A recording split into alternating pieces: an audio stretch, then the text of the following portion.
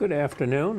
My name is Doug Holder, and I'm here with my guest, Jennifer Barber. How are you? I'm fine. Good. I'm glad to hear that.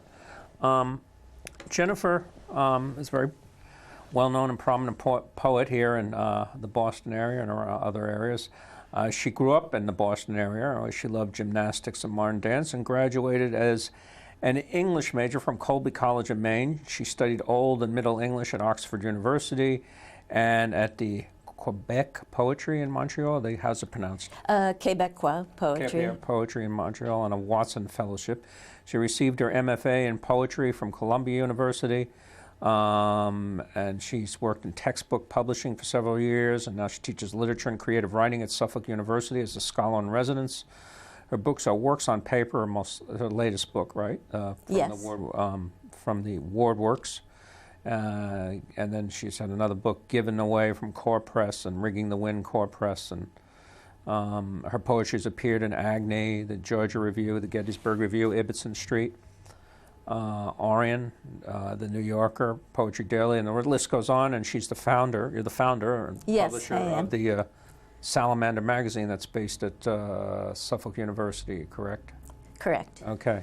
Yes. So, I was going to ask you, first off, Salamander is a much lauded poetry magazine. It started in your home, and then it wound up being housed at Suffolk University for the past 10 years. Is that it? That's correct, yes. And what changes have come to the magazine over the years, and especially since you transferred from your house to Suffolk University?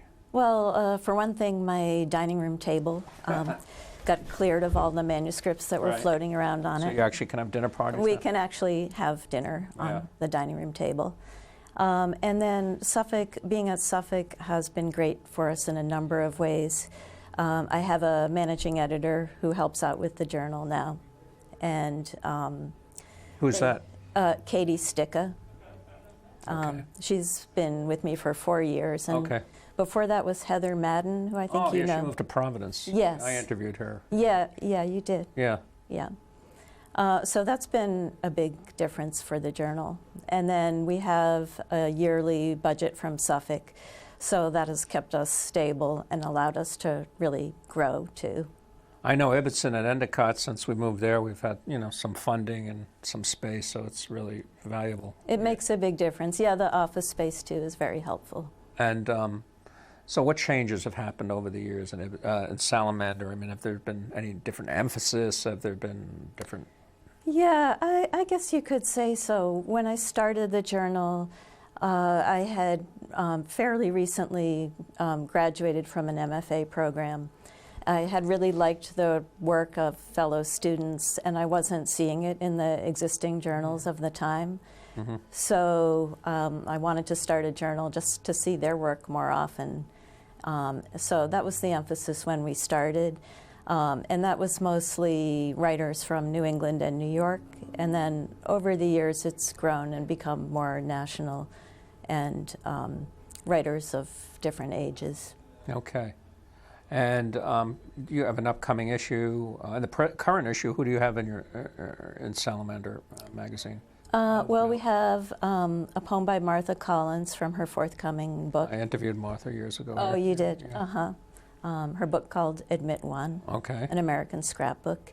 Then we have a couple... She's very much, I remember she was doing something on these postcards of lynchings, one of her books. Oh, yes, from Blue Front. Yeah, interesting stuff, yeah. Yeah. And then we have two lovely poems by Gail Mazer, who's going to be reading at a Salamander event this week. She ran the Blacksmith House, right? She did. And now Andrea Cohen does. Yes. Can't say I have had those ladies on, but yeah, certainly met them. And anyone else of note? Or? We have dozens of newer writers whose names might not mean anything to you. Okay. But our emphasis, I guess, is still largely on newer writers. On newer writers. Yeah. Okay. We have a poem by Jessica Greenbaum, someone that we've published a lot, and who appears in the New Yorker frequently. Okay, great. Now, do you think having a literary magazine and founding a literary magazine, I mean, you're a very talented writer, but do you think in any way it's helped your career at all as a writer? I think it's helped my writing. Uh-huh. Because when you, as you know, when you edit a journal, you see an awful lot of submissions. And I think my writing, back when I started the journal, I think I was letting myself do certain things stylistically. I was letting myself get away with that I would see a lot of in our submissions. So I kind of started refining my work with that in mind, that I just had to make it stronger and more different than some of the work that I was seeing. But even in anything, there's networking and things like that. You get Yes. to meet new writers, and Yeah. like anything is network. Do you think that's helped at all? I guess so, in that Yeah. I know a lot more writers than I used to. When I started the journal, my son was very young, and I was kind of isolated from writers in the area. So the journal really helped with that. Okay. I met a lot of people like Fred Marchant over the years, and it's been good that way. Yeah, I think I know that.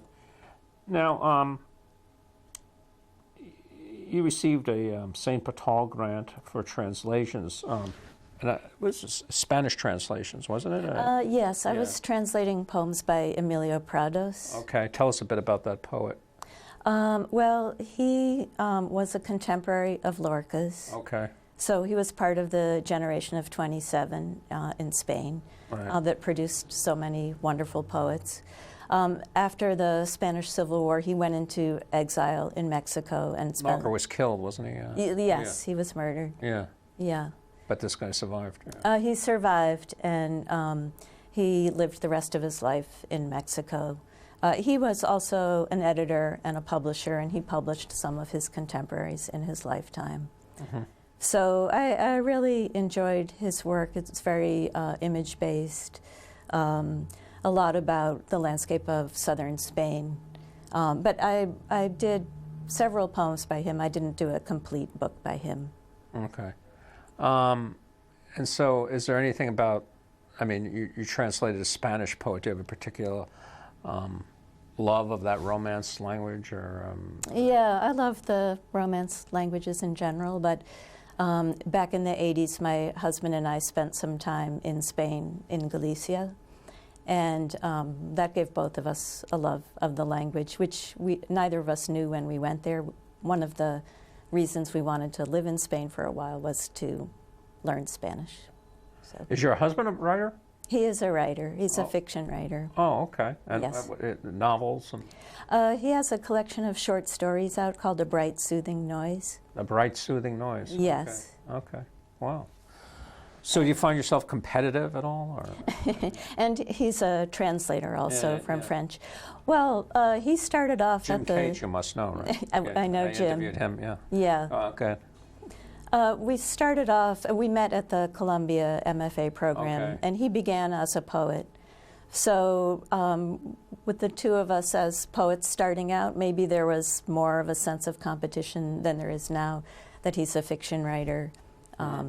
But Do you feed off each other, give each other critiques? yeah, we do. We critique each other's work quite a lot, and that's been really helpful to both of us. Yeah. Some people say the last thing I want is another writer, when I come home, someone totally different. Yeah. But, Yeah. it can work, right? Well, it can work, and the advantage is with a writer, they don't question your need to do it and the importance of doing it. That's true, they understand. Yeah, because writing is so labor-intensive. It's not a monetary occupation usually. Yeah, it's So just it an can obsession. It's an obsession. So it can be hard for other people to understand. Right, right. Now, your new book, Works on Paper, is dedicated to your father. Yes. Yeah, he passed away recently. He passed away in 2014. So tell me about him. Was he a big influence on you? Was he a literary man? Was he? He, in his later years, once he had retired, he took some classes in What did he do? poetry. He was a businessman Okay. in the lighting business. Okay. So Wolfers was the company where he worked for about 50 years. Yeah. So that was his, his job all his life. But he had a lot of other interests. He was interested in archaeology and geology, and then later on in poetry. We took several classes in poetry. Was poetry around your house growing up, or is it? We had a lot of books around the house growing up, and my mother read to us quite a lot. That's important, don't you think? Do you read, as a result, read to your kids a lot? I read a lot to my children. And have the results been good? They're both big readers, so the results have been good. Yeah. Now,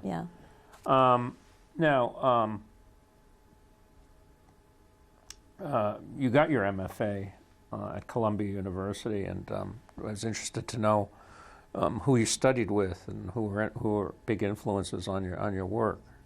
Yeah, well, I took a workshop with Dan Halpern. Okay. And I took another with Alfred Korn. Okay. And then another with Stanley Kunitz. Tell me about the Kunitz. Well, he was great. He was a very inspiring teacher to have. How so? I don't know. He really was able to get at the essence of what poetry is somehow and convey that to us. And so when he critiqued our poems, he was always looking for that essence, and he either saw it or he didn't see it. But he had a great way of explaining poetry in general, I think. What is poetry's essence, do you think, if you had to define it? I think that's a really hard question. I don't know if I can answer it, but I guess I would answer by saying poetry's essence is that it changes you somehow. Mm-hmm. So when Have you been changed by poetry? Very much, by many poems and by many poets. How? Give me an example. Well, I told you there weren't going to be tough questions, but now you got me interested. Yeah. Well, I don't know. I guess in my college years reading Emily Dickinson, I was just so astonished by her very elliptical way with language and the intensity that she could get in a few short quatrains. It was just kind of mind-altering to read her. So the possibilities of language. The possibilities of language when you really bend it and twist it and elide it. Interesting. Yeah. Now, going to your book, Works on Paper, where'd you get that title? Well, actually, where I got it was I was looking for cover art for the book, and I was looking at different websites of artists, and on an artist's website, they have the different categories: paintings, works on paper, other things. And the phrase started really resonating for me. Just, I really liked the way it sounded. And it occurred to me that poems also are works on paper. And so it attracted me as a title for that reason. Now, I was reading a few of your poems from your manuscript that you sent me. Yeah. I was reading Commuter Rail, which was about a hawk killing a pigeon? It was a falcon killing a pigeon. Yeah. And so you're just sitting there and you see all these feathers on the ground. And feathers were floating down around my feet. And then there was another one about rain, and you have this great anticipation of the rain, all this flow of images and things was really beautiful. Thank you. So it seems to me, they always tell me, you have to separate the poet from the poem, but these are you, right? I mean, are you in these poems, or I'm in the poems. Yeah, you're in the poems, all right. So I don't sound like a fool. No. So it seems that you are hyper aware of your surroundings, almost like you're expecting something to happen. I mean, this is the sense I get from a lot of these things, that there's always a quiet, but you're sensing that that's not going to be long. Yeah, I mean, whether it's a bird devouring another bird or just a simple thing like a change in the weather, I think I am very affected by that all the time. And it's part of being a poet is being hyper aware, isn't it? I think so. And very attuned to everything going on. Yeah, I think so. I notice a lot of younger poets now, they have phones on their heads and things and all that. I mean, is it hard? I mean, you work with young people. Yes. Do you think it's harder for them to be, do you find it difficult for them to unplug? I think it has become very difficult to unplug. So for them, maybe focus can be harder to achieve because I think in order to really focus, you do need to unplug. Although my daughter likes to study with music, and I know a lot of young people who do, who feel that it helps them focus.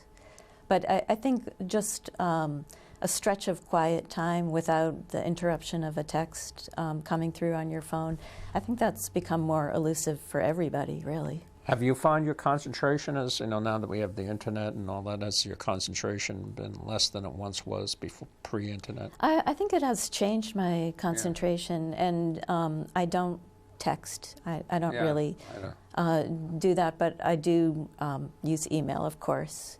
And I find that I check it more than I need to, and that sometimes cuts into my time to do other things, including writing. Yeah. But that's just the lay of the land. Yes. So, your book is not, is it out in print now, or people can buy it on Amazon? And it's going to be out in the next couple of weeks, mid-March, and the easiest way to get it will be from the publisher or from SPD. Now, who's the publisher again? The WordWorks, and they're based in Washington. And Small Press Distribution is another. Small Press Distribution will carry it. That's the distributor for it. So Small Press has the small presses have a big role in poetry and things like that. Yes. I mean, some people even say, I'd rather, I don't know if they're honest, but I'd rather be in a small press than, let's say, have NOF, because the small press will give it the attention, and NOF just, what are your feelings about that? I think the small presses for poetry have become hugely important as the larger publishers have kind of diminished their poetry lists. I think they're vital to the continuation of poetry being published in this country. Right here in Somerville, we have Gloria Mindock, who has a wonderful small, Gloria, yes, right? Jennifer Barber and all that, and she publishes a lot of books. She gets a lot of books out. It's impressive. Yeah, it's very impressive what she does. Now, do you have any readings coming up, or places that you're setting up a reading schedule or anything? Yeah, my reading schedule will be on my website, so that will be easy to find. It's jenniferbarber.org. Okay. Yeah. All right. So, Jennifer, we have about 12 minutes for you to read from whatever you want in your book, Works on Paper. Okay. And so, why don't you do that? Okay. Doug, I think I'll start with one of the poems that you mentioned. It's about those moments when you know it's going to rain, but the rain hasn't actually started yet. That's sort of a metaphor for life, isn't it? Yeah, because the anticipation can be very intense. So this is called Source. Okay. The sound of rain arriving before it arrives has no sound to speak of, but it does say something to the leaves, something the leaves know how to take. They're leaning toward the place where the rain is about to begin, drawing nearer together, but widening the surface of their urgency, their need to register each shifting of the air. The sky darkens. The leaves have darkened too. The waiting is hard to bear, resembling other kinds of waiting, waiting to hear in a waiting room in the afternoon, in the moments that seem to move apart before they become whatever's to come. Okay. Continue. Okay. This poem is called Inscription. It must have been you in the back of my mind all along.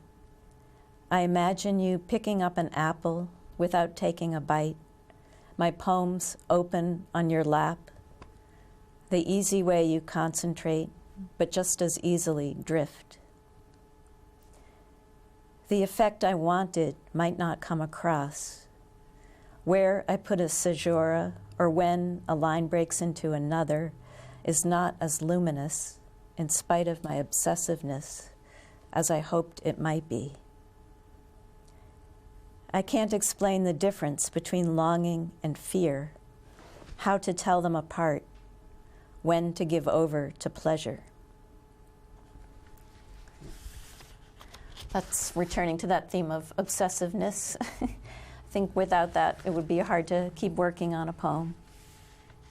Right, just getting that tightness, the lean economy. Trying to get it right. And trying to get it right. Yeah. Yeah. This poem is called Rooms, and it's a poem about my children through the Okay. years. Okay. They're all grown now? One is 27 and one's 17, so yes, yeah. I held my son, my daughter, I set them down. I washed my daughter's hair, both of us in the bath. I watched her hair rise, a fan around the full moon of her head. My son, stringing superhero figures to our plants, chair legs, table legs. He put them in a box, forgetting the one he hung from the radiator's ridge. A boy called my daughter to accuse her of cruelty. She wasn't in love with him. She ran to his house in a downpour, waited for him. Later, he rang our bell, rain dripping from his hair. My son, home for a visit, met his friends at midnight. He came home at 5. We passed each other in the hall. Their rooms resemble their rooms. The floor looks at the ceiling, which looks at the floor, the window open to the wind. My daughter took the blue notebook of the hours she kept to herself. My son left behind a sweater, a pair of jeans, a crumpled page of sheet music. She took a swollen suitcase. He left a keychain that lights in the dark.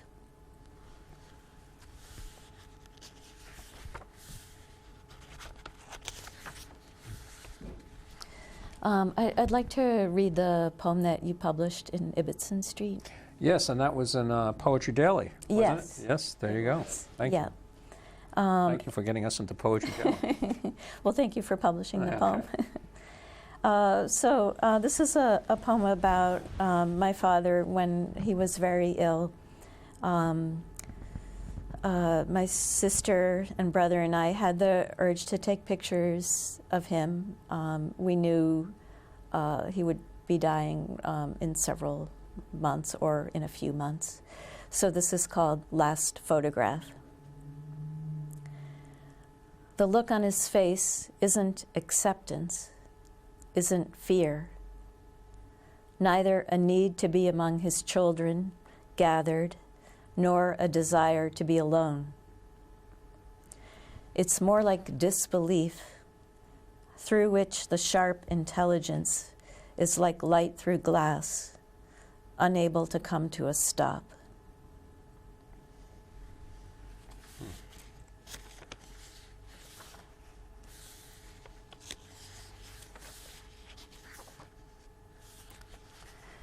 Here's another poem about that same period. It's called Before October. Did you have a lingering death here? It was cancer, Yeah. so it was over the course of a year. Yeah. And he went through chemotherapy treatments that helped for a while, but the cancer returned after the treatments. Yeah. So. Always returns eventually. Yeah, often does. So this is Before October. September comes with its gleaming promises, the red, green, silver, gold leaves of the copper beech, my hand on the smooth trunk. Standing under those branches, who could stop from burnishing the lines that arrive like birds, making the most of what remains? The crown of the tree is its own language, which likes to ask questions about death. The leaves toss, their syllables combine and separate again.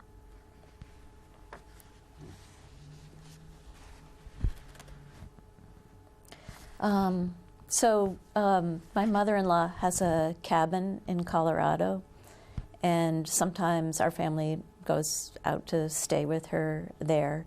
There's a collection of old books that different visitors have left behind over the years. So this is about reading one of those, reading the paperback, a paperback of Chekhov. Cabin. The cheap old portable Chekhov falls from my hand with the words, "It was evening," which I know are followed by "An evening in spring" and "The regiment in town." I've turned the metal key that turns off the lamp. This room just big enough for a bed and a night table. The kiss the awkward, shy soldier will steal from a woman in the dark drawing room will have to wait. The pine boards of these walls are a forest of their own.